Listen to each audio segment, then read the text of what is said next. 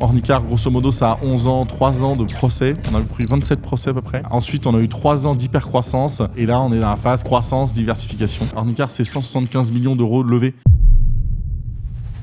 Ornicar, c'était mort, c'était fini quoi. Il nous restait 3 semaines de cash. On est parti voir tous les protagonistes, on a dit ok, si jamais vous ne nous donnez pas l'agrément à la fin du mois, on raconte tout à tout le monde. 240 parutions presse l'été 2014. En novembre, on lève 1,5 million avec des fonds. Pas de chiffre d'affaires, pas de clients. Un site vitrine et un dossier presse long comme le bras.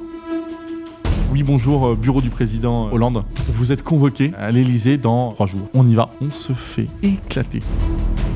Pour toi, comment on fait pour devenir riche ? Lui, c'est Benjamin Gagnon, qui a révolutionné l'industrie de l'auto-école en France. Il s'est pris plusieurs dizaines de procès et a failli abandonner à plusieurs reprises. On s'est donc posé pour retracer son parcours et quels étaient ses meilleurs conseils pour devenir riche. Benjamin, comment ça va ? Super, très content d'être là, merci de m'accueillir. Merci de venir, ça fait plaisir. Est-ce que tu peux rapidement te présenter pour les personnes qui nous regardent ? Alors, moi je m'appelle Benjamin Gagnon, j'ai 35 ans.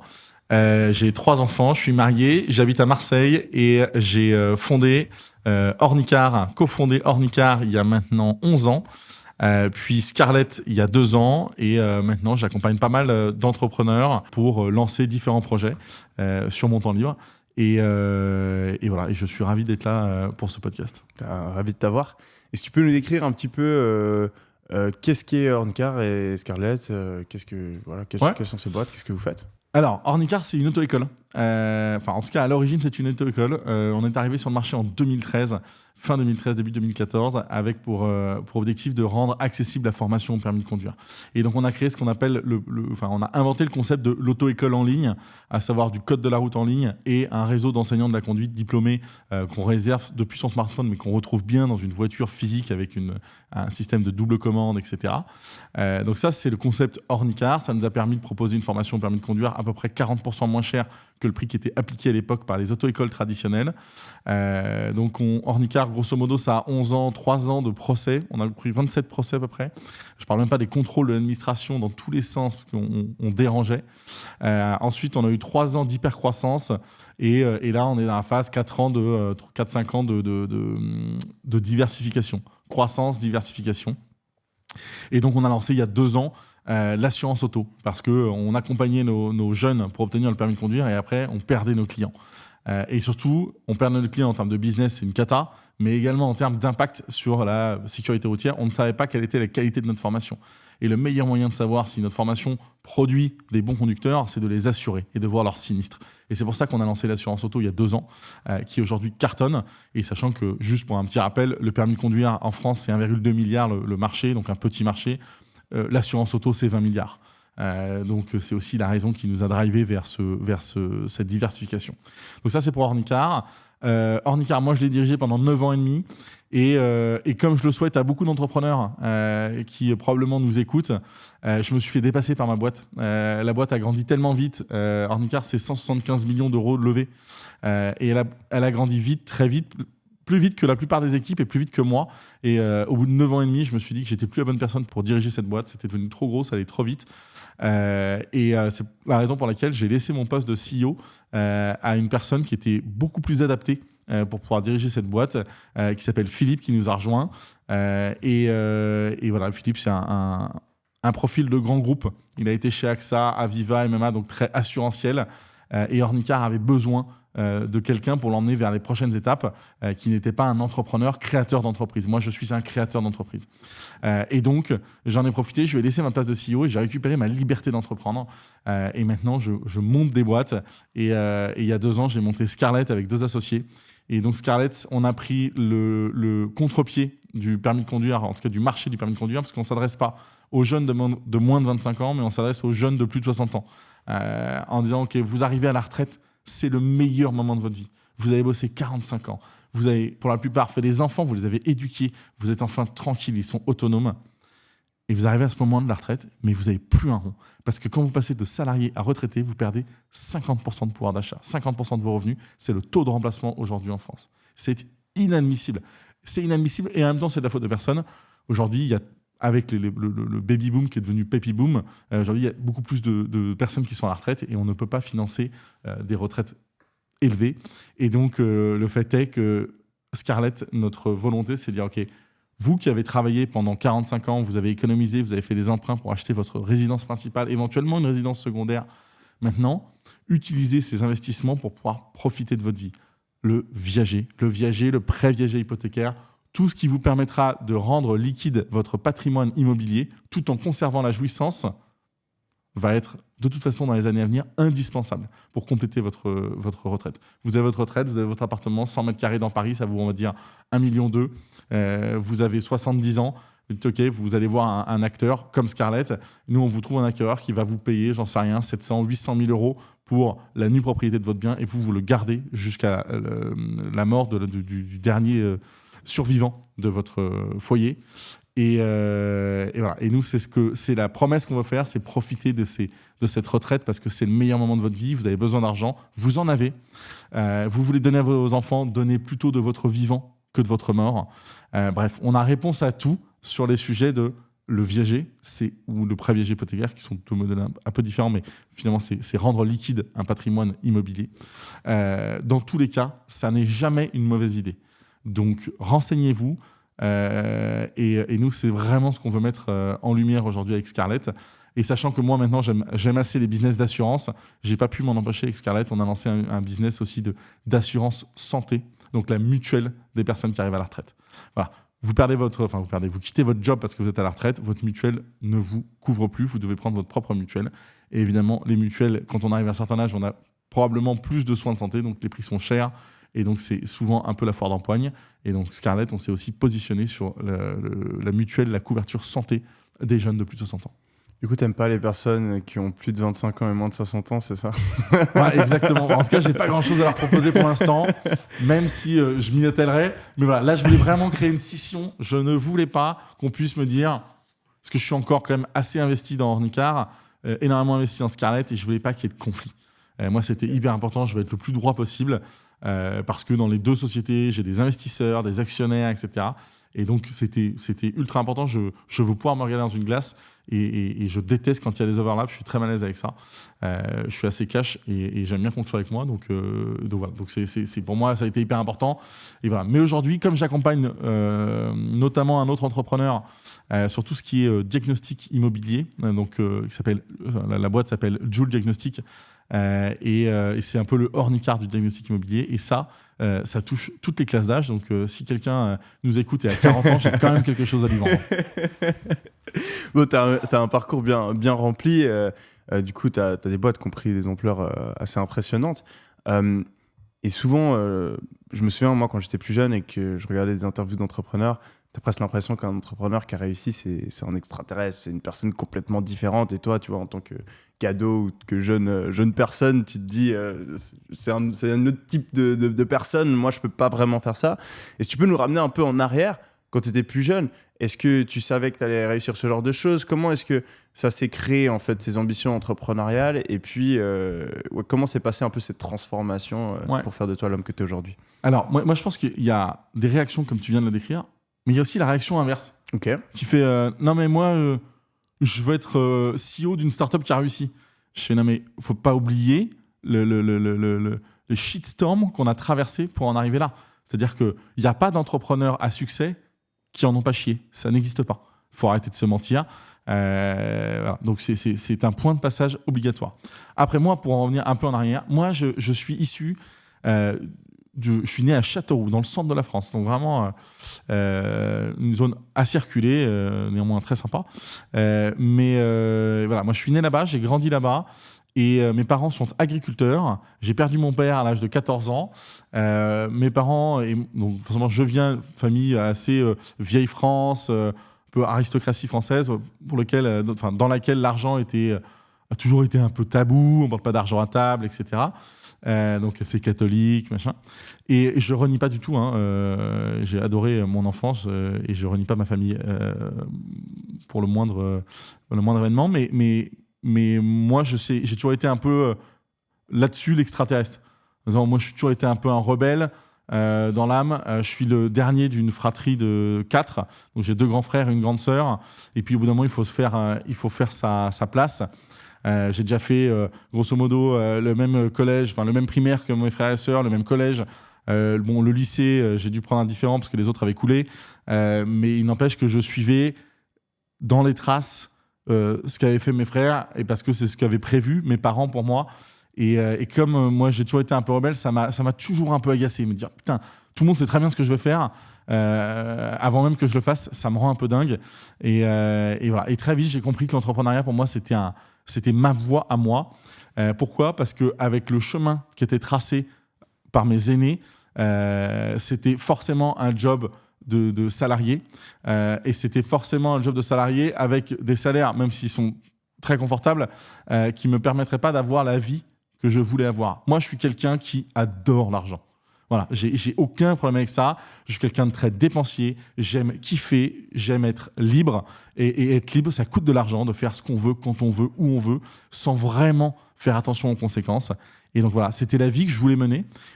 Et donc, je savais qu'avec une voie de salarié classique, parce que j'allais pas faire des études, j'avais pas le cerveau pour faire des polytechniques, quoi. Et donc seuls les gens de polytechnique avec des grosses carrières pour diriger des grands groupes du CAC 40 pourraient éventuellement avoir ces trains de vie-là, mais moi, j'en étais incapable. Donc l'entrepreneuriat, c'était ma voie. Et donc voilà, j'ai tout de suite dit autour de moi, je veux monter une boîte. Et ma mère, plutôt tendance à me dire, va faire tes armes en entreprise d'abord. Et sur quoi j'ai répondu, c'est absurde. Parce que si je fais mes armes en entreprise d'abord, je vais goûter au salariat, au confort, à l'absence de prise de risque. Puis un jour, j'aurai des enfants et puis une famille. Et puis, en fait, plus tard, c'est plus compliqué d'entreprendre. Là, j'ai entrepris en sortant d'études. Quasiment. J'ai bossé 1 an dans une boîte. Bref. Mais la vérité, c'est que j'avais rien à perdre. Je m'emmerdais dans ma boîte. Je gagnais pas un rond. J'avais pas d'enfants. J'étais logé dans un appartement de la grand-mère de ma femme qui faisait 15 mètres carrés avec ma femme. On était bien en fait là-dedans. Et voilà, je me suis dit, c'est maintenant ou jamais. Et évidemment, j'aurais pu me planter. On a eu de la chance, parce que la chance est un facteur hyper important dans la réussite d'une boîte. Et ça a marché. Mais voilà, moi, ce qui m'a animé, et aujourd'hui, c'est mon driver, et ça l'est encore, ça changera peut-être, c'est l'argent. Et c'est ce que je dis, en tout cas, à toute personne qui veut devenir entrepreneur, c'est identifie ton driver. Pourquoi tu veux monter une boîte ? Ça peut être le pognon, ça peut être la reconnaissance, ça peut être le pouvoir, ça peut être l'impact. Je veux éliminer le mal dans le monde, la famine, la misère, peu importe. Et toutes ces causes, tous ces drivers sont tout aussi nobles. Même si en France, quand son driver c'est de l'argent, on a toujours tendance à passer pour un salaud. Et c'est bien pour ça que je l'assène pour ouvrir des portes. En tout cas, moi, je l'ai dit. Donc, s'il y en a d'autres qui veulent le dire, qu'ils le disent. C'est pas une honte de le faire pour pouvoir gagner de l'argent. Mais voilà, identifier son driver. Et moi, depuis le début, je sais très bien quel est mon driver. Et je ne m'associe qu'avec des personnes qui ont le même driver que moi. Quelqu'un pour qui le driver, c'est l'impact, et quelqu'un pour qui le driver, c'est l'argent. Un jour ou l'autre, il y a un problème. Il va y avoir un problème parce que les prises de décision à haut niveau sur la stratégie de votre boîte, vous allez devoir choisir entre l'impact ou l'argent. Si vous êtes 2 associés à 50-50 et que vous avez chacun votre driver différent, ça va forcément péter. Est-ce qu'on fait ça ? Mais tu as vu l'impact environnemental ? Oui, tu as vu combien ça va nous rapporter ? Et comment vous allez choisir ? Voilà. Donc le driver doit être... Vous devez vous associer avec des gens complémentaires en termes de valeur, en termes de compétences, en termes de connaissances, mais pas en termes de driver. Le driver doit être le même. Ah, alléluia. Ça fait plaisir. Parce que moi, toute mon enfance, j'ai toujours voulu être riche. C'était mon driver quand j'étais jeune. Et j'ai ressenti, je pense, comme toi, cette espèce de pression de la société où t'as pas le droit, en fait. Et t'es là, mais c'est un truc de fou. Parce que, on va pas se mentir, moi je pense aujourd'hui qu'une grande partie, si ce n'est la majorité des entrepreneurs, et un de leurs gros drivers, c'est clairement être riche et avoir de l'argent. Mais dans les interviews et même dans les dîners, t'entendras jamais quelqu'un te dire ça, quoi. Et c'est hyper mal vu qu'on soit arrivé là, quoi. Et je pense que c'est un des plus grands mal de la France. C'est-à-dire qu'on a honte de réussir. On est toujours là en train de critiquer et de pointer du doigt ceux qui ont réussi, en les montrant comme des pestiférés, alors que dans d'autres pays comme les États-Unis, c'est plutôt des idoles. Je dis pas qu'il faut ressembler aux États-Unis, je dis juste qu'on a le droit de vouloir monter une boîte pour gagner de l'argent. Il faut pouvoir le dire, et voilà. Et moi, j'ai aucun problème avec ça, mais je sais qu'aujourd'hui, il y en a plein qui me disent non, mais t'es fou, tu peux pas dire ça sur un podcast. Si tu imagines le nombre de vues qu'il va y avoir, etc. Les gens vont penser que t'es un matérialiste. Et alors, en fait, je les emmerde, les gens. J'assume pleinement et Et moi, c'est ce que je dis aux entrepreneurs et c'est ce qui manque. Aujourd'hui, j'accompagne des jeunes entrepreneurs, je forme des jeunes entrepreneurs ou je conseille des jeunes entrepreneurs. Et je leur dis, mais moi, je ne vous conseille et je vous accompagne que si on a le même driver. Que si votre volonté, c'est de faire de votre boîte un acteur mondial. Voilà. N'ayez pas peur d'être ultra ambitieux. La France, c'est pas un marché. Une région en France, c'est encore moins un marché. Une ville en France, c'est encore moins un marché. Voilà. L'Europe commence à être un marché et le monde est le vrai marché. Et tant qu'on n'aura pas des entrepreneurs en France qui assument le fait de vouloir construire des leaders mondiaux et bouffer des Ricains, des Chinois, de tout ce que vous voulez, eh ben, on n'y arrivera pas. On n'arrivera pas si on se sent pas légitime pour le faire. Et aujourd'hui, moi, je sens que les jeunes entrepreneurs, ils ont complètement perdu confiance en eux. Ils ne se sentent pas légitimes pour créer un acteur leader mondial. Ouh là là, si déjà je suis leader dans ma ville, je suis content. Et voilà, moi je dis, soit tu changes de mindset, en tout cas, soit je t'accompagne plus parce qu'on ne va pas pouvoir communiquer ensemble, ça peut être possible. Et du coup, toi, quand tu étais plus jeune, tu as parlé un peu de ce côté rebelle, du fait que tu as vu que entreprendre, c'était la voie pour toi pour justement accomplir tes objectifs. C'est quoi un peu les premières expériences que tu as eues dans le business ou dans justement le fait de gagner ton argent toi-même?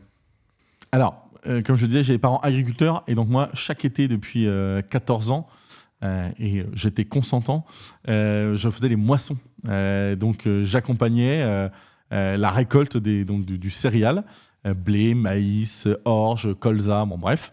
Voilà, quand vous voyez des moissonneuses-batteuses dans les champs, alors moi, je n'étais pas sur la moissonneuse-batteuse, mais souvent dans le tracteur ou dans les silos.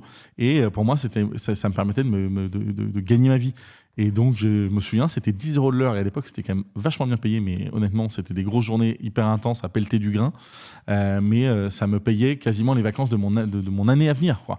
Je pouvais me faire dans les 1500, 2000 €. Et voilà. Et je trimais.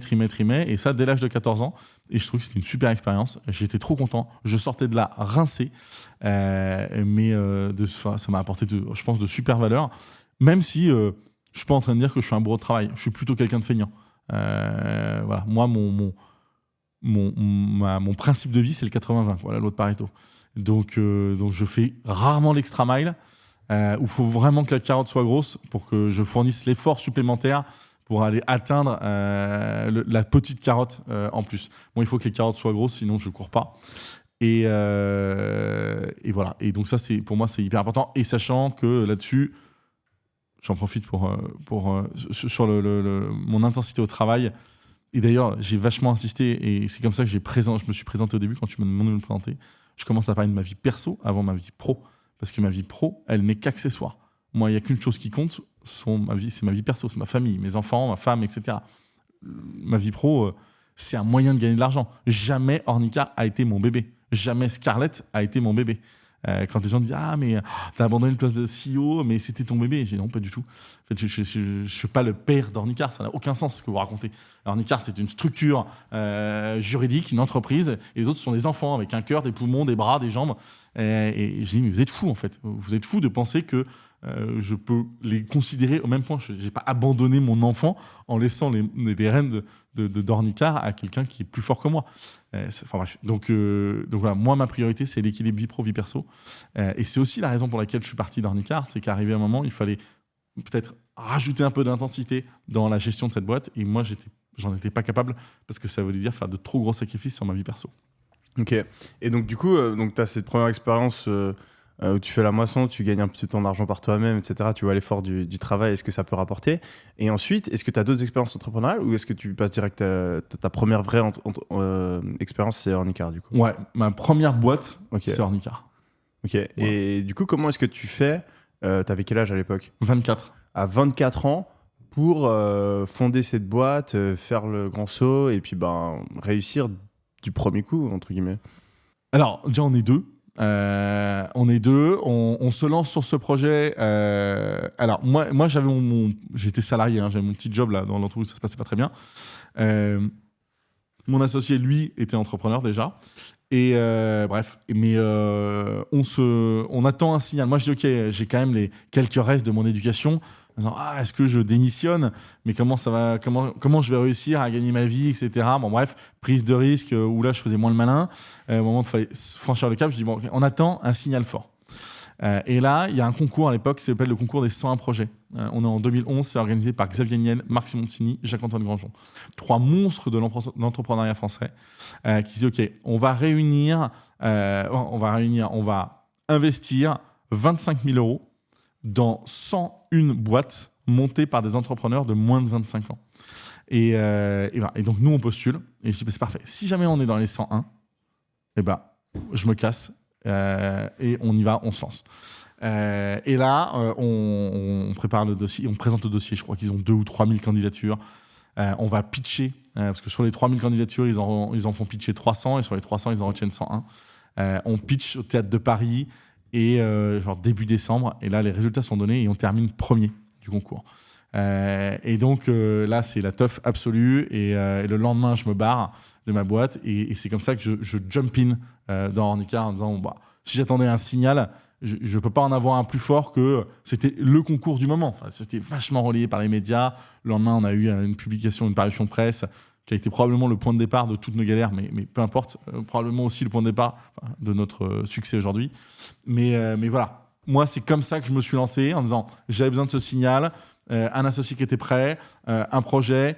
Voilà, tout le monde m'a dit, est-ce que c'est parce que vous avez eu une mauvaise expérience avec votre auto-école ? Pas du tout. Moi, avec mon auto-école, ça s'est super bien passé, etc. J'ai jamais mené une guerre aux auto-écoles.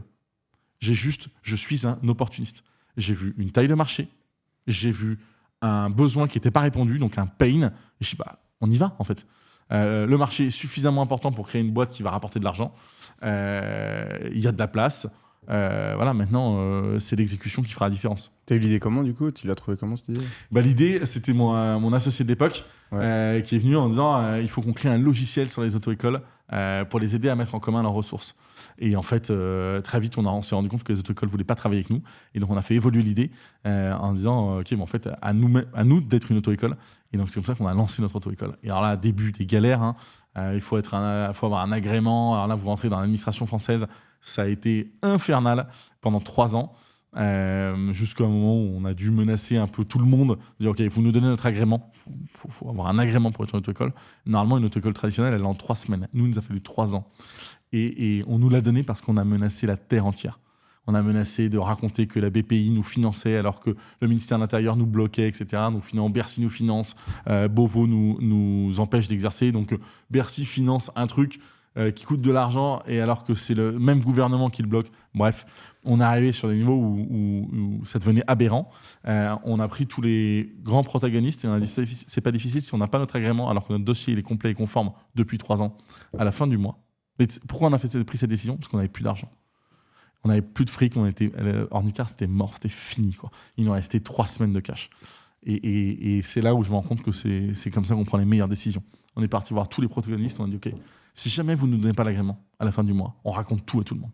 Voilà. Et Ornicar, vous connaissez notre sympathie que les journalistes ont pour nous. Tout le monde parlait d'Ornicar, tous les journalistes, etc. Alors qu'on ne faisait pas de clients, pas d'euros de chiffre d'affaires, on ne parlait que de nous. On a même fait la une du New York Times, surréaliste, alors qu'on n'avait pas un client. Et là, comme par hasard, 3 semaines plus tard, on a l'agrément. Et donc, la leçon que je retiens de ça, c'est qu'on ne donne jamais rien aux gentils. Dans le business, t'es gentil, t'es mort. Voilà, t'es compréhensif, t'es patient. On va se servir de ça pour t'écraser. Voilà, on sert ceux qui gueulent avant ceux qui sont patients. Voilà. Et maintenant, je suis devenu le roi de la gueulante. C'est-à-dire qu'un truc qui met plus d'une journée, je gueule. Parce que je sais que je vais te servir en priorité. Mais je le fais même dans ma vie perso. Je commande un truc sur Internet, ça a 1 heure de retard par exemple, j'appelle, je gueule. Je sais que je vais être le prochain à être livré.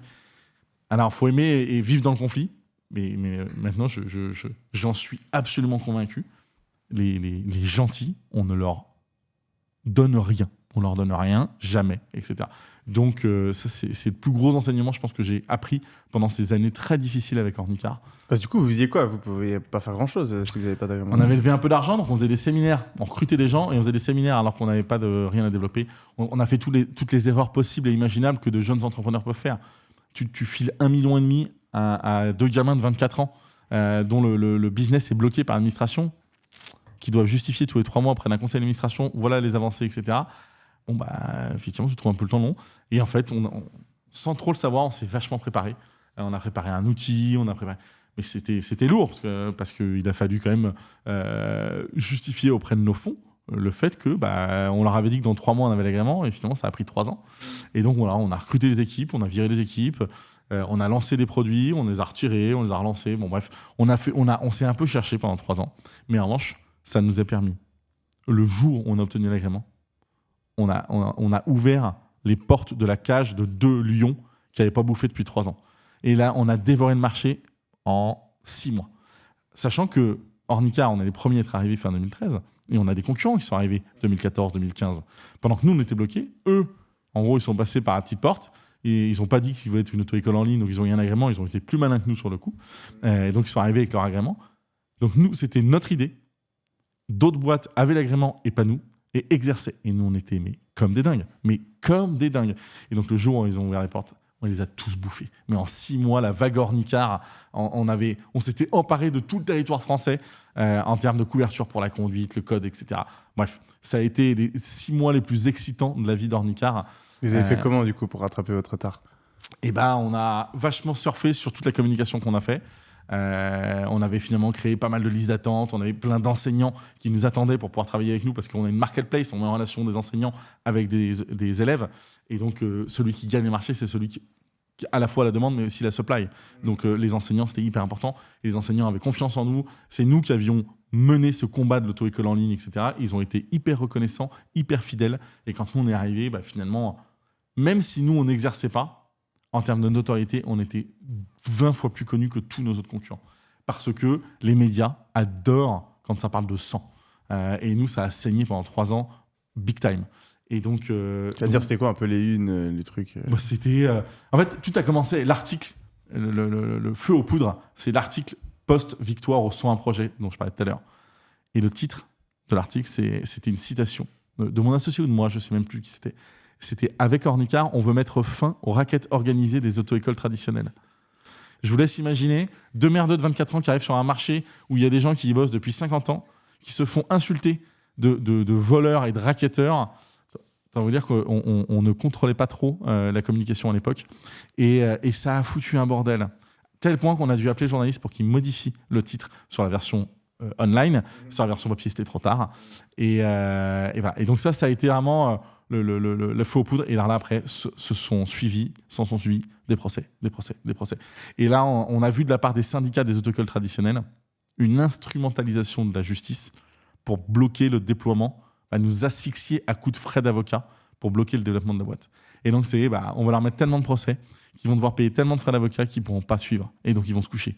Et en vrai, on était à ça d'aller se coucher. C'est passé... Je me souviens de discussion avec mon associé en disant, mec, en fait, là, on a une pauvre page vitrine. La boîte, elle a 3 mois. On a eu 5-6 articles. On n'a pas de clients. On n'a toujours pas d'autorisation. Vas-y, viens, on rentre chez nos mères, quoi. On arrête. On va faire autre chose.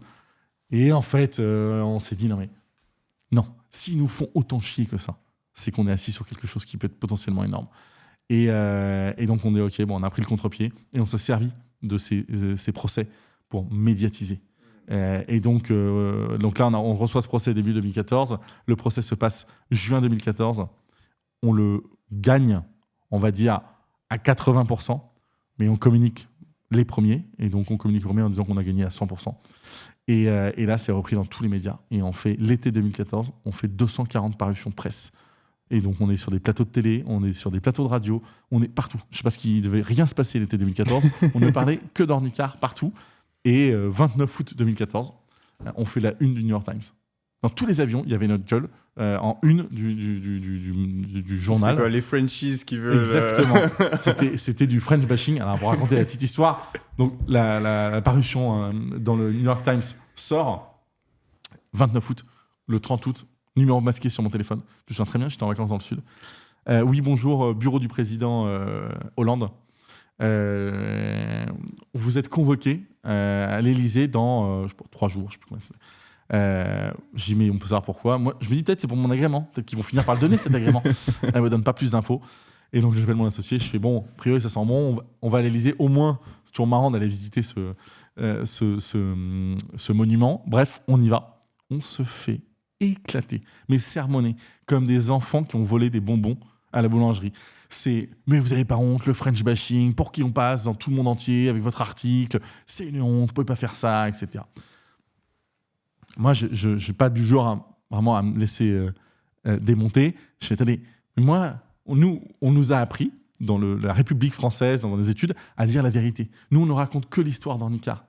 Si vous la trouvez absurde, si vous trouvez que c'est une honte pour la France, à vous de changer l'histoire et à vous de nous donner cet agrément, à vous de faire en sorte que ça ne se passe pas comme ça. Vous ne pouvez pas dire que vous n'étiez pas au courant. En tout cas, c'est le conseiller, je ne sais pas quoi. Hein, c'est pas Hollande directement qui nous sermonne, mais son premier conseiller, je ne sais pas quoi. Ouais. Et voilà. Et donc, à vous de faire en sorte qu'on ait une meilleure histoire à raconter. Bon, ça se passe très mal, on se fait un peu sortir. En sortant, parce que l'histoire ne s'arrête pas là, en sortant, on prend une photo, trop fier, un selfie dans la cour de l'Élysée. Et on la poste sur Facebook en disant le combat Ornicar avance. Je pense que sur la page d'Ornicar, elle doit encore y être. Et donc le combat d'Ornicar avance. On a été reçu et entendu par le cabinet du président. On s'est juste fait défoncer comme des gamins. Peu importe. On transforme ça en opportunité. Et alors là, le lendemain, parce que le lendemain, on nous envoie une photo, notre photo selfie dans l'Élysée, en deuxième de couverture du Figaro. Les syndicats d'auto-école foudrage. Ça fait 2 ans qu'ils demandent à être reçus à l'Élysée, alors que la start-up Ornicar, en même pas 8 mois, a été reçue par le président, etc. On se fait appeler par l'Élysée. Pareil, le même numéro au basket qui m'appelle, qui me dit on ne veut plus jamais entendre parler de vous. Vous faites n'importe quoi. Ça sonne dans tous les sens. Vous avez foutu une merde pas possible avec votre selfie. Bref, bon, donc ça, c'est des erreurs. On ne savait pas tout ça. On n'avait pas les codes, etc. Mais bon, c'est plus pour les anecdotes et qu'au final, ça nous a servi parce que les médias, ça a été notre seule défense. Si jamais on n'avait pas eu les médias avec nous, on serait mort, enterré vivant. On nous aurait asphyxié de cash parce que cette couverture médiatique, à part flatter son ego, ça nous a permis de nous faire identifier par des fonds d'investissement. Donc, 240 parutions presse l'été 2014. En novembre, on lève 1,5 million avec des fonds. Pas de chiffre d'affaires, pas de clients. Un site vitrine et un dossier presse long comme le bras. Et voilà. Et donc ça nous a permis finalement de lever des fonds, de traverser cette tempête du désert pendant 3 ans sans obtenir l'agrément et d'être prêt pour attaquer le 1er avril 2016 quand on a obtenu l'agrément pour pouvoir enfin défoncer ce marché. Parce que du coup, vous avez eu plus de 20 procès, c'est ça ? 27 là. 27. Et du coup, c'est quoi ils se basent sur quoi pour vous attaquer ? Ils se basent sur le fait que l'eau ça mouille et que le feu ça brûle et que Ornicar est responsable de tout en tout point. En vrai, il faut se mettre à leur place. Un syndicat, moi j'ai compris ça après. Un syndicat, il a des adhérents. Okay, il ne fonctionne qu'avec les cotisations de ses adhérents et il a comme mission auprès de ses adhérents défendre les intérêts de ses adhérents, donc des auto-écoles traditionnelles. Et moi, j'ai eu des discussions après avec ces présidents de syndicats. Ils disent, mais nous, on n'a fait que vous attaquer pour justifier le fait qu'il fallait bien faire quelque chose. Mais on vous attaquait toujours pour la même chose. Vous gagnez toujours. On trouvait juste des motifs différents et ils nous ont attaqués devant le tribunal de commerce, le tribunal administratif, tribunal d'instance. Enfin, on a eu des cours d'appel. On a eu une cour de cassation. Bref, ils nous ont dit, on a été tapé partout. Mais nous, on savait qu'on n'avait aucune chance de gagner. Mais il fallait bien qu'on raconte quelque chose à nos adhérents. On ne pouvait pas laisser passer le bulldozer Ornicar sans au moins faire semblant de faire quelque chose. Et donc, en fait, ces 20 procès, ces 27 procès, sont ridicules parce que c'est toujours les mêmes motifs, mais en fait, à chaque fois, on les gagne. Et c'est toujours pour avoir une affaire en cours pour pouvoir justifier à leurs adhérents que le combat n'est pas fini. C'est à quoi moi je leur dis, mais vous auriez dû dépenser ce pognon dans l'innovation d'outils pour vos auto-écoles plutôt que dans les avocats dont le combat était perdu d'avance, en fait. Et après, du coup, tu dis que tu es passé à ça, de te faire enterrer par justement ces syndicats. Comment est-ce que tu as géré un peu cette période et puis comment est-ce que tu as réussi à sortir de cette passe difficile ?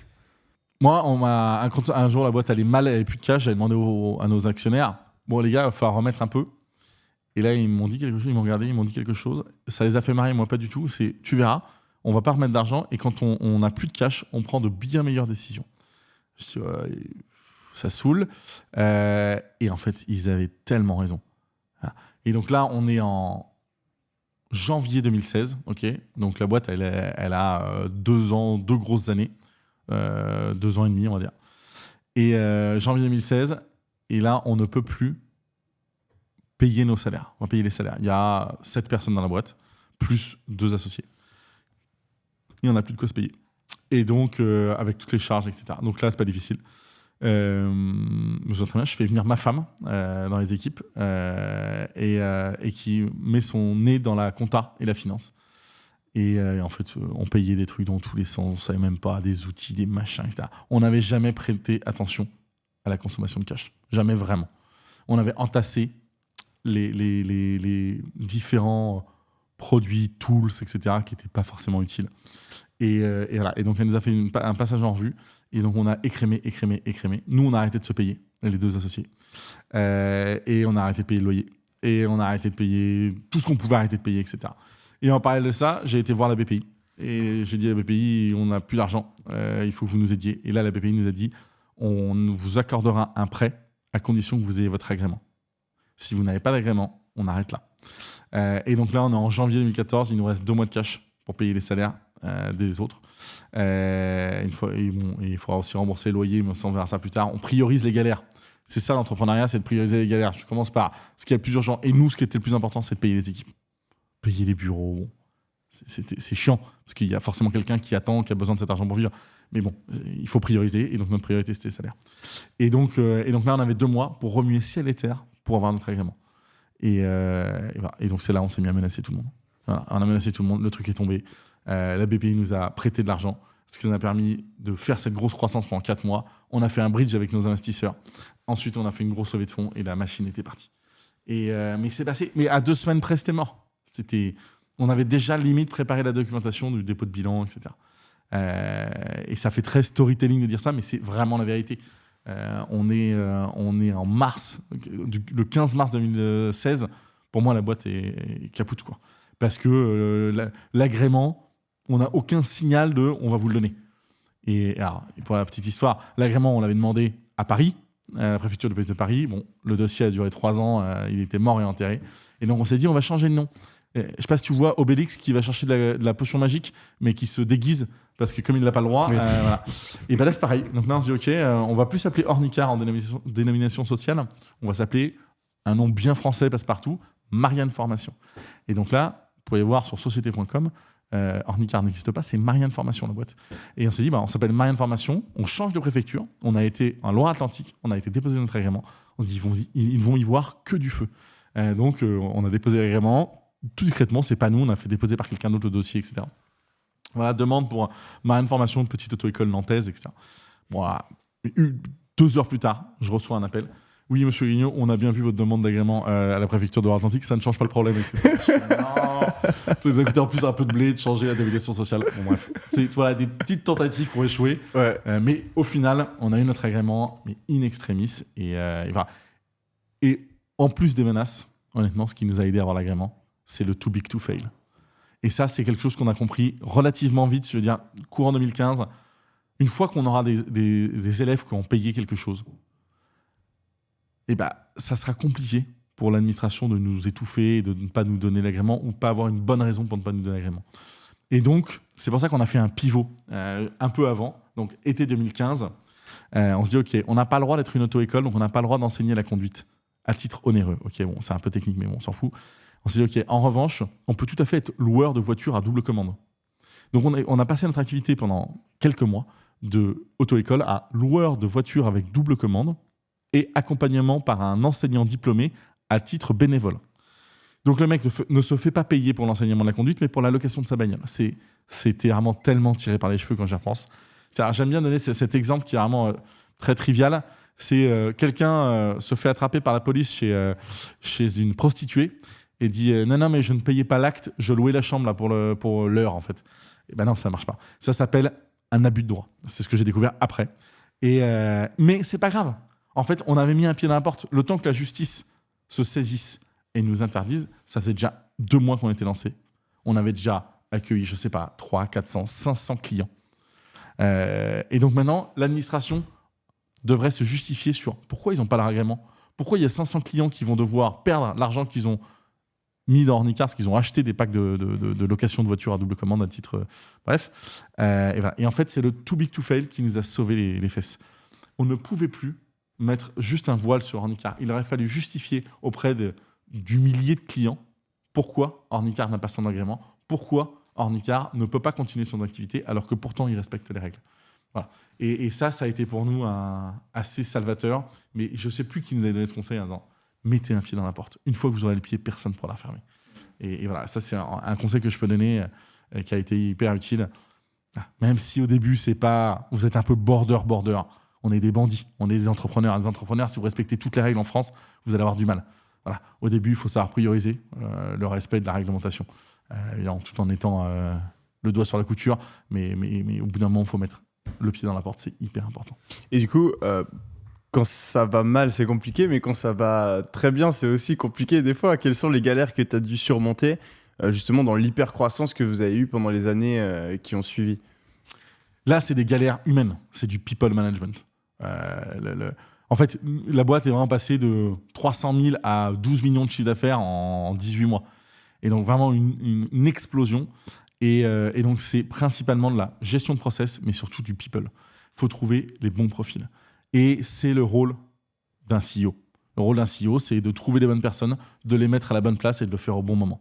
Mais ça veut dire qu'au bout d'un moment, c'est plus les bonnes personnes au bon moment, à la bonne place. Donc, nous, on a beaucoup remercié des comités de direction entiers en disant merci, tu nous as permis de faire le 0 à 1, mais le 1 à 2, t'es plus la bonne personne. Donc, je suis désolé, on doit se séparer de toi. Voilà. Et donc, pour moi, l'hypercroissance, elle s'est gérée par une exigence terrible auprès de nos équipes, notamment notre top management chez Ornicar.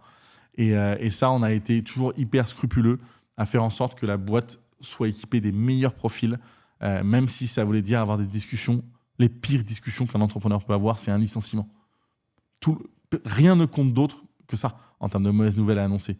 Le reste, on s'en fout, on a perdu un client, machin, etc. Ça, c'est pas grave. En revanche, dire à quelqu'un grâce à qui vous lui permettez de bouffer tous les jours, dire mais c'est fini, on s'arrête là. Pourtant, tu as fait du très bon boulot, on est reconnaissant, mais c'est fini, c'est horrible. Mais voilà, donc nous, le scale, la phase d'hypercroissance, on l'a géré avec des recrutements un peu surdimensionnés. Ça nous a permis finalement d'absorber cette grosse croissance. Je pense notamment à un directeur marketing, un mec qui s'appelle Antonin, qui a été une machine de guerre. Pour le coup, lui, on ne l'a jamais remercié. C'est lui qui, 5-6 ans après être arrivé chez Ornicar, est parti pour monter sa boîte. Mais voilà, un des rares profils qui a pu accompagner la boîte du 0 à 3-4, quoi. Et voilà, lui nous a permis de gérer et d'absorber le scale en market. Et après, les équipes opérationnelles, on a beaucoup changé. Parce que du coup, tu parles justement de ce combat que tu as eu avec les auto-écoles. Toi, ton modèle, est-ce que tu peux l'expliquer? Comment est-ce qu'il est différent justement du marché à ce moment-là? Ouais. Qu'est-ce que vous venez faire bouger? Grave. Les auto-écoles, c'est des business locaux. Il y en a aujourd'hui en France 10 500. Il y en avait 12 500, il y en a plus de 10 500. C'est des business qui font en moyenne 70 clients par an. Okay, donc, elle te vend ton code de la route, tes 20 heures de conduite. Elle le fait à 70 clients en moyenne en France. Et c'est ce qui lui permet de payer son local, son salarié et le salaire du gérant avec l'électricité, etc. Et voilà, ça, c'est le business d'une auto-école traditionnelle. Elle te présente, elle t'emmène à l'examen. Nous, on est arrivé et très vite, on s'est dit, ça ne peut pas faire de gros business. Pourquoi? Parce qu'ils n'ont que 70 places d'examen par an. Pourquoi elles accueillent que 70 élèves? C'est qu'elles n'ont que 70 places d'examen. Donc, elles ne peuvent pas accueillir plus d'élèves que de places d'examen. Sauf que nous, ce qu'on a très vite vu, c'est qu'il existait le système du candidat libre. Comme pour le baccalauréat, on peut passer son permis de conduire en 2013 en candidat libre. C'est-à-dire qu'on n'est pas obligé de demander à une auto-école de nous accompagner, on peut le faire nous-mêmes. Et on s'est dit, mais c'est ça qu'on veut. Et nous, on va scaler ça. Et donc, on est arrivé en disant, OK, Ornicar, c'est l'auto-école des candidats libres. Donc, comme ça, on n'est plus limité par ce nombre de places, ce quantum de places.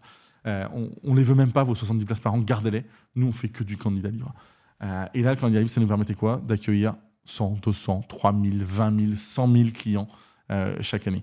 Et donc, on est arrivé, on a mis les doigts dedans. On s'est dit, on va maintenant scaler le candidat libre parce que c'était compliqué, c'était très peu connu. Il fallait déposer soi-même son dossier en préfecture, il fallait constituer son dossier. Enfin, c'était la croix et la bannière en 2013. On envoyait des fichiers CERFA avec des post-it où il fallait signer, coller sa photo, etc. Bref, c'était pas du tout scalable, mais on s'en foutait. Nous, on était là, on disait, OK, on veut absolument s'affranchir de cette limite de place, et donc on prend le candidat libre. Et le problème du candidat libre, quand on se lance, c'est que c'est 24 mois de délai pour une place de code, 24 mois de délai pour une place de pratique, d'examen de conduite. Donc, c'est-à-dire 4 ans pour pouvoir passer son permis de conduire, mais 2 fois moins cher. Et donc, on s'est lancé. Au début, on arrivait un peu à convaincre, etc. Et puis, au bout d'un moment, on a apporté tellement de clients, enfin tellement de nouveaux élèves à l'administration en candidat libre. Il faut comprendre que l'administration, elle a 2 options. Soit c'est l'auto-école qui lui apporte par paquet de 70 le nombre de clients, soit c'est 70 clients unitaires qui arrivent avec leur dossier qu'il faut vérifier, qu'il faut contrôler, qu'il faut retourner, qu'il va revenir, etc. Donc l'administration nous a détestés en disant qu'est-ce que vous faites là?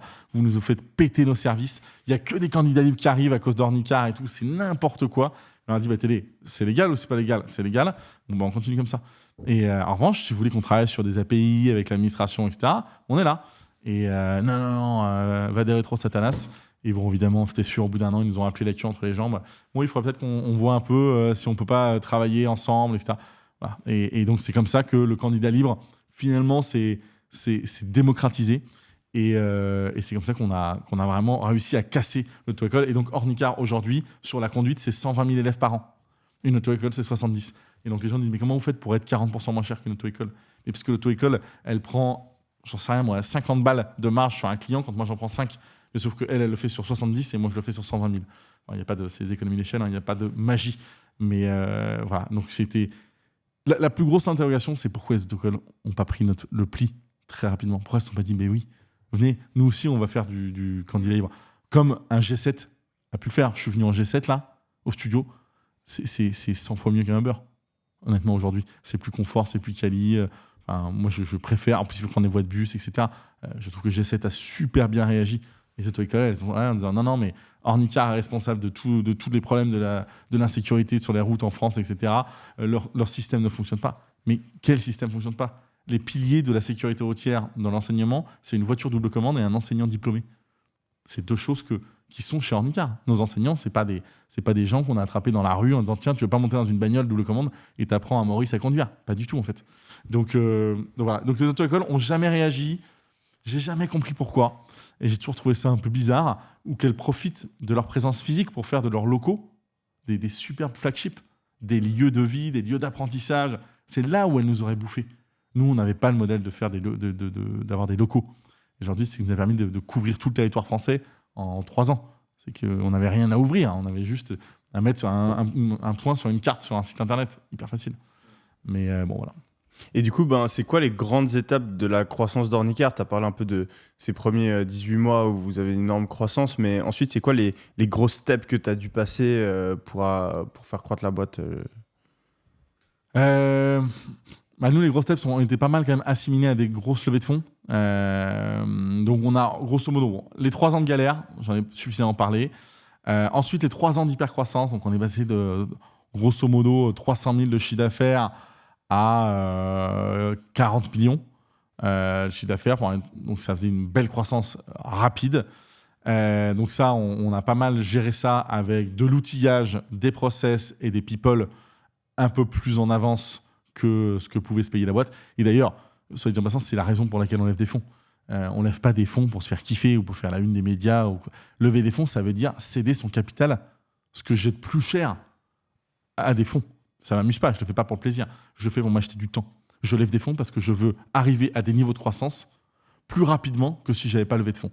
Donc c'est juste de l'achat de temps.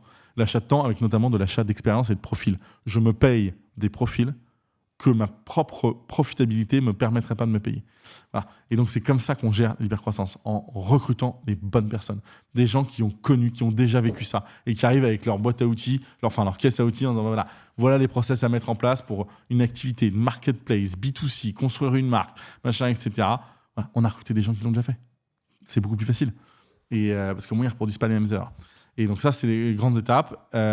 Ensuite, une fois qu'on avait fini cette période d'hypercroissance, nous, ce qui nous anime chez Ornicar, en tout cas avec mon associé, c'est de faire d'Ornicar la boîte la plus grosse possible. C'est un jeu. Alors, si les fonds m'écoutent, ils vont dire « T'es gentil, tu joues pas avec notre pognon ». La réalité, c'est que si. C'est un jeu. C'est-à-dire qu'il faut prendre des risques. Personne ne construit des empires sans avoir pris des risques.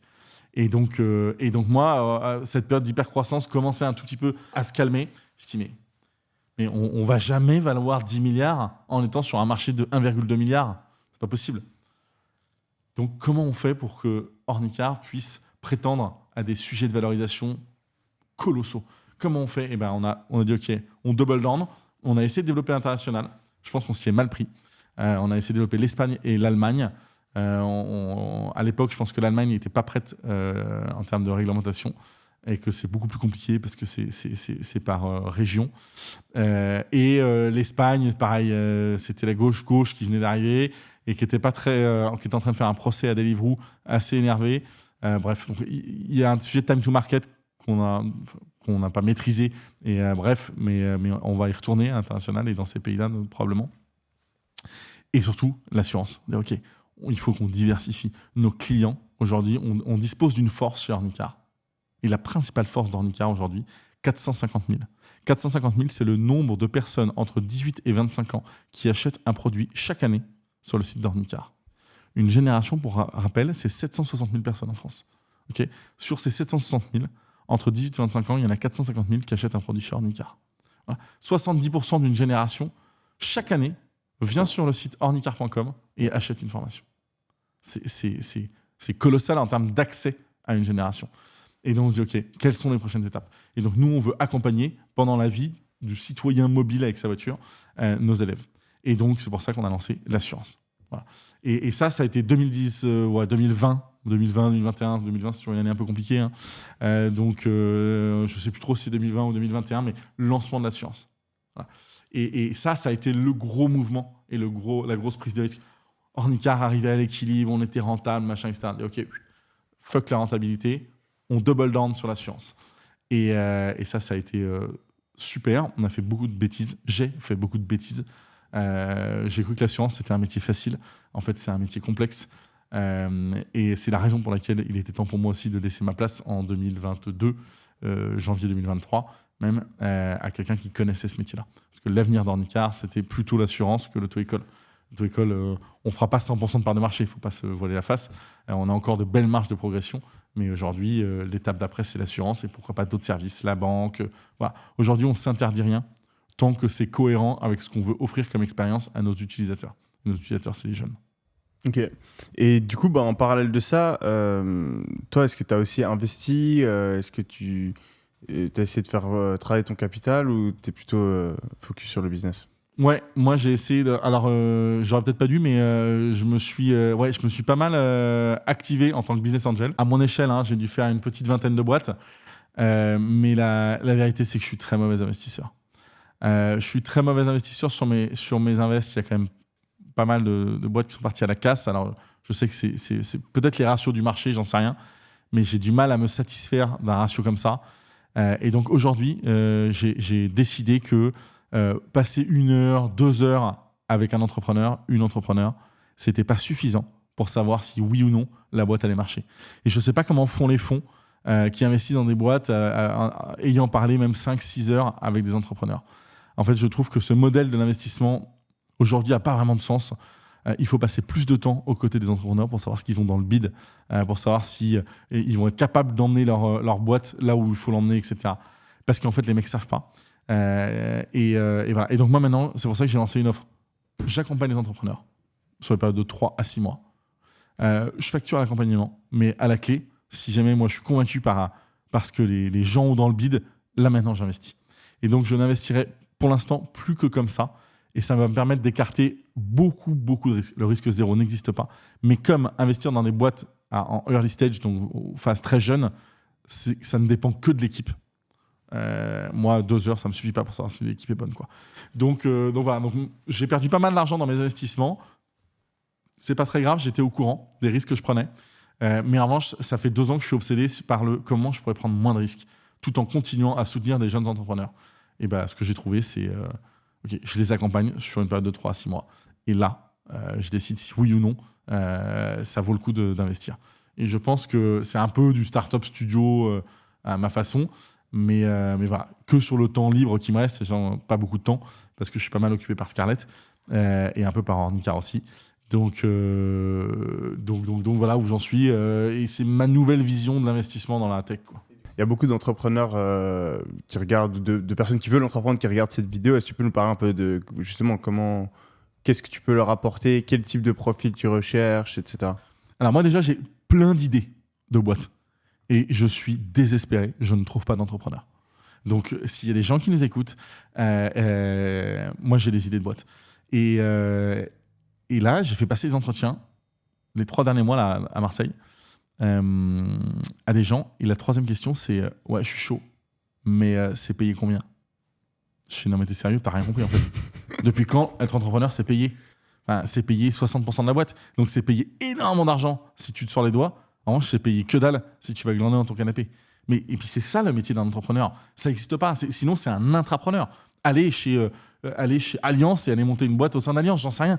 Mais entrepreneur, c'est mettre ce qu'on a à mettre sur la table, c'est se faire suer pour aller dégager de la valeur et convaincre des clients d'acheter votre produit ou votre service et d'avoir un modèle économique qui vous permet de vous payer. C'est ça, être entrepreneur. C'est pas demander un salaire au lancement d'une boîte. Voilà. Bref, donc, première chose, si vous m'appelez, vous me demandez un salaire, vous allez être salement reçu, je vous préviens. Même si je comprends, parce que la réponse, c'est la question, la suite de la phrase, c'est oui, mais moi j'ai besoin de quelque chose pour vivre. Je fais, mais mec, en fait, je suis pas ta mère. Donc, je suis pas demandé à tes parents, en fait, si tu veux. Mais moi, je te propose de changer ta vie en montant une boîte et en te filant tout ce que j'ai comme background d'expérience. Ça veut pas dire que ça va forcément marcher, mais on va se dire que ça va peut-être éliminer certaines erreurs. Bon, bref. Donc, moi, aujourd'hui, ce que je cherche, c'est exclusivement des gens optimistes. J'en peux plus des gens réalistes. Et alors, je parle même pas des pessimistes. Je ne fréquente plus personne de réaliste ou de pessimiste. Je ne veux que des gens optimistes dans mon entourage. En fait, on a tellement de raisons d'être pessimiste, d'être même réaliste. Moi, je pense qu'un bon entrepreneur, il est absurdément optimiste. C'est-à-dire qu'il voit, quand quelqu'un va voir une montagne de merde, l'entrepreneur va dire « Magnifique, cette montagne d'opportunités ». C'est ça, pour moi, un entrepreneur. Cette capacité à transformer toutes les mauvaises nouvelles en opportunités. En tant qu'entrepreneur, c'est 5 à 10 mauvaises nouvelles pour une bonne nouvelle. Ce fameux ascenseur émotionnel. Si vous n'êtes pas en mesure de transformer ces mauvaises nouvelles en opportunités, vous êtes mort. C'est même pas la peine, vous êtes mort.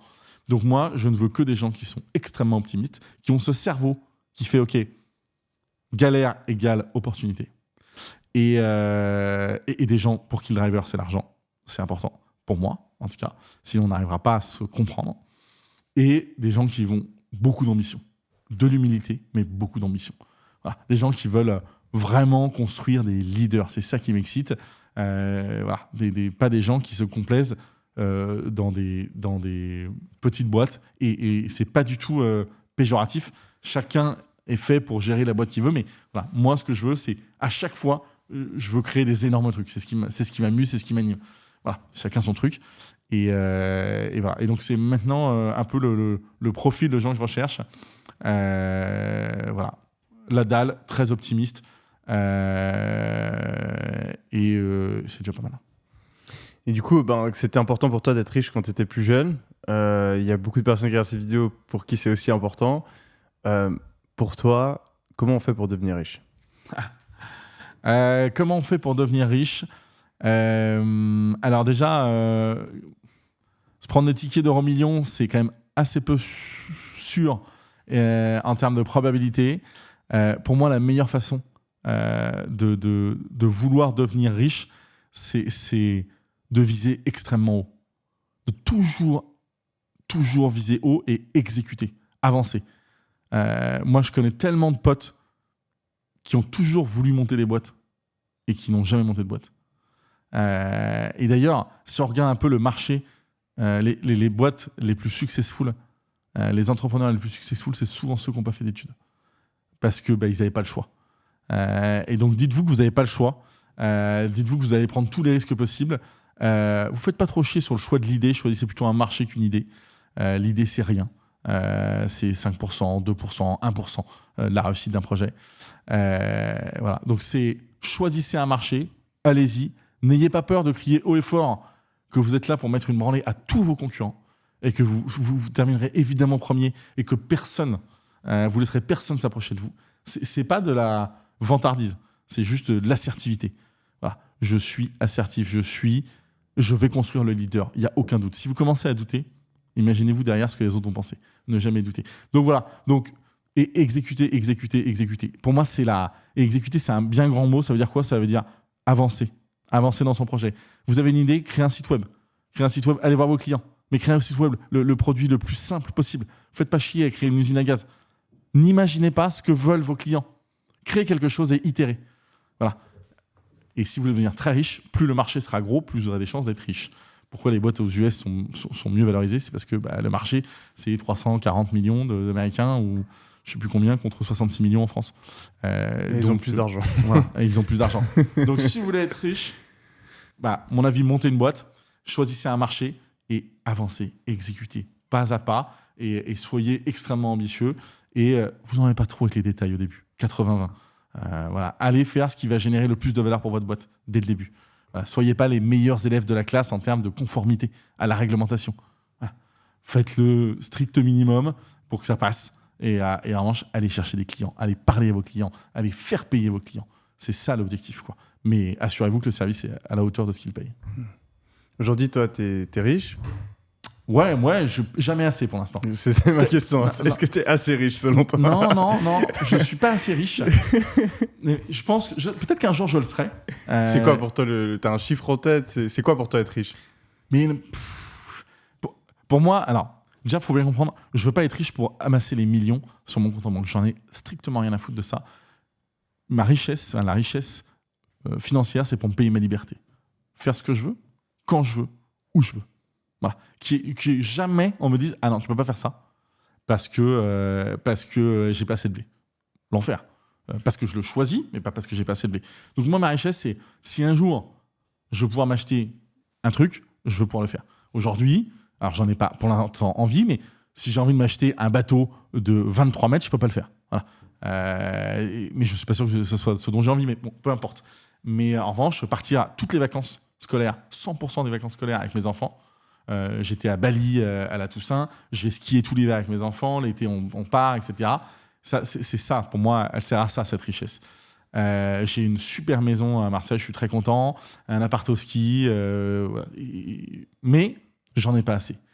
J'en ai pas assez parce que j'ai encore plein de projets voilà, de voyages, de vacances, de mode de vie, etc. Est-ce que j'ai un chiffre J'aime bien les chiffres ronds. 100 millions me paraît être un chiffre pas mal. Probablement qu'à 100 millions d'euros, je commencerai à être rassasié. Enfin, je l'espère. Mais je ne serai jamais, en tout cas, je ne veux pas non plus être celui qui court après les millions à en sacrifier le reste de sa vie. C'est pour ça qu'aujourd'hui, par exemple, les mercredis, je ne travaille pas. Pourquoi ? Parce que mes enfants ne vont pas à l'école. Donc, je les emmène à la voile, je les emmène au tennis, je les fais travailler, je passe du temps avec eux. Les week-ends, jamais vous me verrez bosser un week-end. Jamais. Je ne bosse pas les week-ends. Les week-ends, c'est avec ma famille. Aujourd'hui, jamais je bosserai pendant les vacances scolaires. Et si les fonds qui ont investi chez moi sont étonnés, ils ne se sont pas vraiment renseignés avant d'investir. Ma priorité, c'est ma famille. Voilà. Donc, l'argent est mon driver. Ma priorité, ça reste ma famille. Et donc, l'argent ne passera pas avant ma famille. Même si, quand je monte des boîtes, je ne pense que nombre d'actions détenues par Benjamin Guignot fois valorisation d'actions égale X dizaines de millions d'euros. C'est la seule chose que je regarde. Le reste ne m'intéresse pas. Mais voilà, peut-être qu'un jour, mon driver changera. Peut-être que un jour, si j'ai 100 millions, peut-être que je me dirais, j'en ai assez, tiens, je vais passer sur un autre driver, l'impact. Je montais que des business tournés vers les autres. Aujourd'hui, voilà, c'est pas le cas. Et je suis très admiratif des gens pour qui c'est le cas. Mais moi, je suis très honnête et c'est pour l'instant pas le cas. Et du coup, tu parlais plutôt du fait que tu étais plutôt fainéant. Là, tu as parlé du fait que tu travaillais 4 jours par semaine. Mais pour autant, tu as quand même réussi à faire des trucs assez incroyables. Comment est-ce que tu arrives à atteindre ces résultats sans te tuer au travail ? Je pense pas qu'on mesure la qualité de travail de quelqu'un au nombre d'heures qu'il a passé à bosser. Presque au contraire. Moi, le taux horaire, j'ai souvent des discussions avec un pote où lui ne pense qu'à son taux horaire. Et donc, il est très, très taux horaire. Et il dit, non, mais ça sert à rien que je fasse ça, ça va m'apporter que ça. Et donc, c'est ce 80-20, en fait. Cette loi de Pareto. Donc, c'est atteindre de 80% de l'objectif avec 20% de l'effort. Ce qui veut dire que pour atteindre les 20% de l'objectif restant, il faudrait fournir 80% d'effort. Donc, moi, c'est pas le cas. Moi, je dis, OK, 80% de l'objectif me suffisent amplement parce que j'y ai consacré que 20% de l'effort. Voilà. Et donc, c'est ce qui drive toute ma vie. Pro, perso, etc. Ok, bon, j'ai ça, j'ai 80%, ça me va très bien. Je suis pas un perfectionniste et je préfère utiliser le reste des efforts à faire autre chose. Et donc moi aujourd'hui, c'est comme ça que j'ai drivé ma vie. Et je pense que je me suis aussi associé. Mon associé chez Hornicar, Flavien, c'est quelqu'un qui bosse énormément. Et la réussite d'Hornicar, elle est aussi en très grande partie grâce à lui. Moi, j'étais orienté vers l'extérieur, lui vers l'intérieur de la boîte. Donc moi, je représentais Hornicar un peu auprès du reste du monde, du financement, de la média, des médias, des politiques, etc., quand lui faisait tourner la machine. Et c'est pour ça que moi, je suis pas un CEO, un entrepreneur fait pour être seul. Je suis trop feignant pour être seul. J'ai besoin de m'associer avec des gens qui bossent, qui aiment ça. Et moi, voilà, je sais les sujets sur lesquels je suis bon. Et maintenant, j'ai le luxe de dire les sujets qui m'emmerdent, je les fais plus. Et voilà. Et donc, ce qui est vrai, c'est que j'étais pas 4 jours par semaine pendant toute ma vie d'Ornicar. Je tiens à préciser. Aujourd'hui, c'est parce que Ornicar fonctionne, a bien marché, que je me permets d'être à 4 jours par semaine. Mais voilà. En revanche, pas les week-ends, pas les soirs, parce que je pense que c'est contre-productif. Voilà. Si jamais vous n'avez pas d'échappatoire, prenez jamais de hauteur.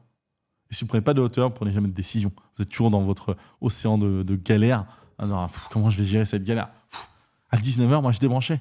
J'allais boire des coups avec des potes, bouffer avec ma femme, avec ma famille, etc. Souvent, on parlait d'Ornicar, mais pas toute la soirée. Et ça me permettait aussi de prendre du recul et de la hauteur. C'est tellement important. Moi, je ne suis pas capable de vivre pour ma boîte H24. Et je pense que ce n'est pas souhaitable pour les boîtes. Donc voilà, prendre de la hauteur, c'est hyper important. Faire des activités sportives, etc., avec des potes le week-end, ça libère l'esprit. Et en général, tous les sujets peuvent attendre. Voilà. Il faut arrêter de penser qu'on est obligé d'être immédiat dans tout ce qu'on fait. Vous inquiétez pas, vos galères, à 19h le soir, elles seront encore là le matin à 8h30. En général, personne ne s'en sera occupé. Donc vous, prenez le temps de respirer, de profiter, de vivre, quoi. Être le plus riche du cimetière, ça m'emmerde, quoi. Et du coup, c'est quoi pour toi les plus grandes erreurs que font les entrepreneurs dans leur parcours ? Je pense que la plus grande erreur que font les entrepreneurs, il y en a plusieurs. On va dire, je vais prendre par stade de développement de boîte. Au début, c'est toujours le même sous-jacent, c'est l'ego. L'erreur de l'entrepreneur, c'est son ego. Mais le problème, c'est que c'est humain. Donc la première erreur, c'est de vouloir imaginer le produit pour le compte de ses clients. C'est pas ce qu'on te demande, entrepreneur.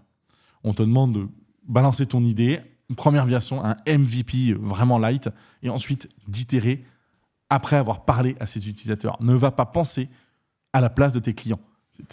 T'as beaucoup trop d'ego si tu penses que tu penses comme les autres. Première erreur. Même avant ça, il y en a une autre. Une erreur de ne pas communiquer sur son idée. Alors, j'ai une super idée, je ne peux pas t'en parler. Parce que je vais changer le monde. Chez mes mecs, tu as un melon surdimensionné, c'est pas possible. Si tu penses qu'avec le nombre de milliards d'habitants sur cette planète, il n'y a pas quelqu'un qui n'a pas déjà eu cette idée, mais tu es un grand malade, quoi. Donc, parlez de votre idée, communiquez. Comme l'idée, ça vaut rien, il n'y a que l'exécution qui compte. Parlez de votre idée. Parlez de son idée, sortir un MVP sans penser à la place de ses clients, s'entourer de personnes meilleures que soi. Évidemment, le recrutement. Donc, n'ayez pas l'ego de vouloir dominer votre boîte. C'est complètement con. Prenez des gens plus forts que vous et faites semblant de comprendre ce qu'ils racontent, mais dans tous les cas, a priori, ce sera plus malin que ce que vous allez dire vous. Et le dernier, qui est pour moi important, qui est, et c'est la suite de celui-là, c'est virez-vous. Laissez la place. Okay, une entreprise, le rôle d'un entrepreneur, c'est de mettre des gens au service d'un projet commun et de les mettre au bon moment, bon endroit, bonne personne. Et il y a tellement de boîtes qui, à mon avis, plafonnent parce que les entrepreneurs restent là en disant c'est ma boîte, je reste le CEO, etc. CEO, c'est une fonction. Vous devez vous comporter comme des actionnaires. Okay, et donc, un actionnaire ne pense qu'à l'intérêt seul de la boîte. Et donc moi, Ornicar, je l'ai toujours abordé comme un actionnaire. Et au bout d'un moment, en tant qu'actionnaire, j'ai vu le travail du CEO, qui était moi aussi, et il me dit, le travail de ce CEO ne suffit pas, et je ne suis pas satisfait en tant qu'actionnaire du travail de ce CEO. Il faut que ce CEO quitte ses fonctions de CEO, etc. Bon, bref, je vous raconte un peu ce qui se passe dans ma tête, mais grosso modo, laissez la place. Laissez la place à des gens qui ont déjà fait, à des gens qui sont plus capables que vous, etc. Et trouvez-vous une place adaptée. Je ne sais pas, prenez vos forces, dites, moi dans la boîte, je vais gérer ça. Ou je sors complètement. Mais en tout cas, ne vous cramponnez pas comme un moule à son rocher à votre poste de CEO parce que ça vient redorer votre ego. Parce qu'effectivement, qu'est-ce que c'est cool d'être CEO, c'est tellement tendance et tout. Putain, bullshit. Laissez quelqu'un gérer votre boîte, mettez-vous à la bonne place et soyez actionnaire. J'ai une petite section à la fin des interviews, ça s'appelle le pire et le meilleur. Je vais te demander c'est quoi le pire X de ta vie, et ensuite le meilleur, etc. Et le but, c'est que tu répondes un peu du tac au tac. Ok. Le meilleur conseil que tu as reçu? T'as rien à perdre, casse tout et sois ambitieux. Mais surtout, t'as rien à perdre. Ok. Le pire conseil que tu as reçu. Va faire tes armes en entreprise avant d'entreprendre. La meilleure habitude que tu as. Une fois par an, je coupe mon téléphone une semaine. Ok. Voilà, 7 jours sans téléphone. Et c'est les meilleures idées de business que j'ai pu avoir, c'était ces semaines-là. Ok. La pire habitude que tu as. Bon, bah forcément, il y a un peu de la nourriture, hein. Ça, je vais pas le cacher. Et c'est d'être trop souvent sur mon téléphone le soir. Un peu parfois persuadé qu'il y a des questions qui peuvent pas attendre le lendemain. Et donc, ma femme me le reproche, mes enfants commencent à me le reprocher. Et il faut que j'apprenne à aussi à traiter les urgences, mais pendant les journées de taf et pas quand je suis en famille. Le meilleur livre. Alors moi, je ne lis pas, sauf pendant la semaine. Mais là, le meilleur livre, en tout cas le livre que j'ai commencé, que j'ai pas encore terminé, je compte bien le terminer la semaine prochaine, c'est le livre de Niel, Une sacrée envie de foutre le bordel. Ok. Le pire livre. Non, j'ai pas de pire livre parce que il y a toujours des trucs intéressants dans les livres. Ton meilleur investissement. Mon meilleur investissement aujourd'hui dans les boîtes, c'est dans une boîte qui s'appelle Lago. Je suis pas encore sorti, donc c'est pour ça que je le mets entre parenthèses, mais c'est la boîte qui a le plus avancé.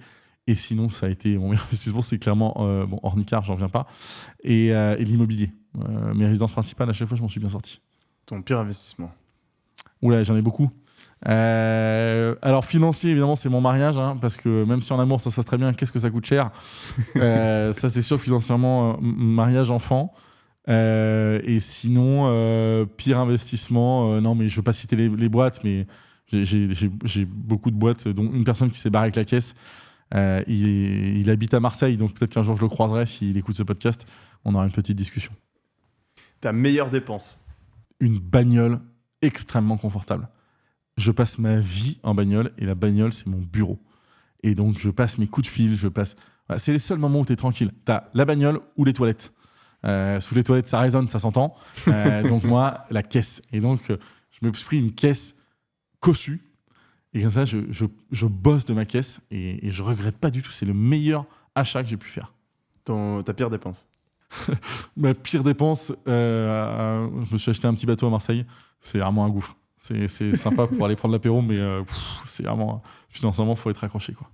Le meilleur truc avec l'entrepreneuriat. Le réseau. C'est chambé.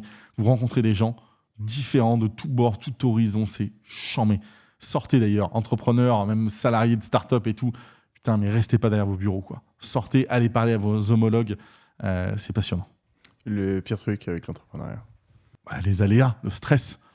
Si vous n'êtes pas capable d'escalader ce stress en disant ça va, il y a plus grave, mon enfant pourrait avoir un cancer. Moi, j'en suis là. Certains, parfois j'ai des galères. Je fais ça, la santé, mes enfants vont bien, ma femme, ma famille, le reste, peu importe. Mais c'est évidemment cet ascenseur émotionnel qui est terrible pour le moral. Le meilleur moment de ta carrière. Moi, c'est les levées de fonds. J'aime trop l'argent. Signer, négocier les levées de fonds, tordre le bras des investisseurs, des actionnaires, parfois me faire tordre aussi. Mais en fait, j'adore ça. La négo, le bluff. Moi, je suis un sanguin, donc j'arrive, je retourne à table, je sais plus ce que c'est, et tout se faire foutre, on lèvera pas de fonds. Mais là, il y a tous les avocats, ils ont mis toute la doc là sur la table. Non, je m'en fous. Là, ce truc-là, on n'était pas d'accord, etc. Cette clause, vous la faites sauter, sinon on se casse. Il voit la gueule de tout le monde, il est vraiment sérieux. Et il se dit, ok, je vous laisse les clés de la boîte, je m'en vais. Mais j'adore ça. C'est vraiment une passion, quoi. Le pire moment de ta carrière. Séparation avec mon associé, sans hésiter. Mon premier associé Ornicar, on s'est séparés et c'était le pire moment de toute ma carrière et ça le sera ad vitam aeternam. C'était un mec avec qui je m'entendais très bien, on s'est brouillé et ça s'est mal fini et c'est tellement dommage et tellement triste. Le meilleur message que tu as envie de passer du coup aux personnes qui regardent cette vidéo. Je ne comprends pas pourquoi tout le monde n'est pas entrepreneur. Non, mais la vérité, c'est que, en tout cas, si vous avez envie de l'être, n'ayez pas peur de l'échec. C'est-à-dire, on devrait trouver un autre mot. C'est pas possible. C'est pas un échec que sa boîte ne réussisse pas. L'échec, c'est de pas se lancer quand on a envie de se lancer. Et donc, mais voilà, ça vous fait kiffer, mais allez-y. Allez-y, lancez-vous, testez votre truc. Ça se trouve, ça va cartonner, ça se trouve, ça va pas marcher. De toute façon, vous embêtez pas. 50% d'une réussite d'une boîte, c'est de la chance. Donc, vous remettez pas non plus trop en question. Vous pouvez ne pas avoir de bol. Voilà. Mais la chance, ça se provoque. C'est sûr que 100% des gens qui ont gagné l'euro million, ils ont joué. C'est pareil pour les entrepreneurs. 100% des entrepreneurs successful, ils ont au moins entrepris. Donc voilà, le meilleur conseil, c'est lancez-vous. Je vous en supplie, lancez-vous. La France, c'est vraiment un beau pays pour entreprendre. Et que voilà, la BPI, c'est un super acteur qui accompagne les projets innovants. Lancez-vous. Écoute, merci beaucoup. Est-ce que tu as un endroit où tu as envie de diriger les personnes qui ont apprécié ce podcast, un site web, une page sur les réseaux, mettre en avant peut-être ton accompagnement? Ouais, là je suis en train de... Moi, effectivement, si les gens ont envie de pouvoir échanger plus longuement avec moi, que je regarde un peu leur business, etc., maintenant c'est vraiment quelque chose que je fais de façon hyper active. Donc soit intermédiaire de prendre des places de board member, soit juste de l'accompagnement, etc. Ou soit juste, vous êtes salarié, vous avez envie d'entreprendre, mais vous voulez comprendre un peu la meilleure façon d'y arriver, sachant que je ne suis pas un gourou du web. Je suis juste capable de partager les erreurs que moi j'ai faites pour que vous ne les fassiez pas. Et donc sur mon LinkedIn, tout est marqué dans mon header. Et voilà, que vous soyez salarié, vous avez envie d'entreprendre, j'ai quelque chose pour vous, que vous ayez entrepris et que vous avez envie d'avoir quelqu'un qui mette à mal votre business, qui vous défonce sur les trucs qui vont pas, etc. Je n'ai aucun filtre. Donc, si vous êtes un peu maso sur les bords en termes de business, surtout, n'hésitez pas à me contacter. J'adore ça et voilà. En revanche, je veux que des entrepreneurs qui ont une dalle sans fin, quoi. Merci beaucoup, c'était top. Merci pour ton accueil, c'était super. Allez, à plus.